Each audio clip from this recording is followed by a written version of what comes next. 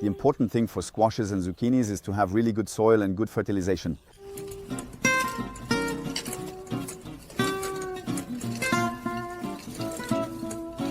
After the ice saints, in May, it's the right time to transplant the seedlings that were started under cover a month or two ago. And transplant all the summer vegetables, tomatoes, cucumbers, zucchinis, squashes. Tomatoes are transplanted every meter in a staggered pattern on 2 rows on our beds, which are 80 centimeters wide and 11 meters long. So we plant tomatoes, basil, lettuces. We have prepared the cultivation beds again. So what does that mean? It means that we have loosened them with the broad fork or the wheel hoe, removed any weeds that had grown, knowing that before we had put a green manure on most of the cultivation beds. So once we have loosened them with the broad fork and the wheel hoe, we use our magnificent compost full of life, the plants from last year which have gradually decomposed. Once we have integrated this compost into the cultivation bed for some, we also used a bit of cardboard that we had in stock. There you go, all of this will decompose in the soil and then we mulched. Before mulching we watered well. The benefit of mulching is that it keeps the soil very moist, it keeps the soil cool and moist, and it's good for the plants. We also transplanted squashes and zucchinis. We plant all the summer vegetables. For the squashes, we plant them all as well, but in a single row because the squashes will spread out everywhere. We had fun creating the planting association, the 3 sisters, squash or zucchini, corn and climbing beans. And then, at the end of each bed, we transplanted flowers, so we have plants like marigolds, French marigolds and borage.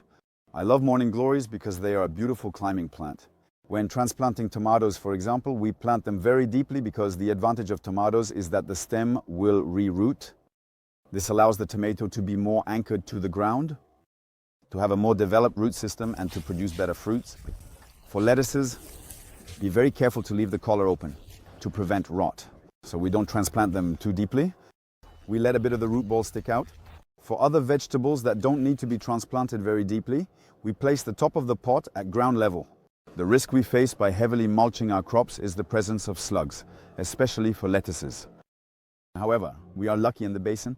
Here, we are not too bothered by slugs. We have lizards that eat them and ducks that come and eat them too.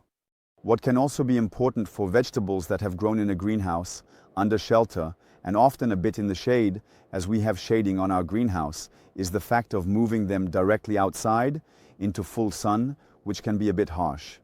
It's important to take them out a bit before transplanting them so the plant can adapt to the new climate conditions. So these are things I haven't always done, and it's important to do them. What is also important is not to water the tomato foliage too much because we really water at the base. And often we add liquid manure, nettle manure. Nature is quite well made. It's May, and we are transplanting all our young plants that need a boost for their growth. And at the same time, I have plenty of nettles in the garden. I make nettle manure that will boost the growth of the plants a bit. Tomorrow or the day after, we will certainly water our tomato plants and also cucumbers. And everything we've transplanted with nettle manure that comes from the farm and that we made naturally here. At the moment, it's very hot. Sometimes it's even very, very hot. There has been quite a bit of drought, so we are irrigating quite a lot. So we use the water from our ponds, since we've collected a lot.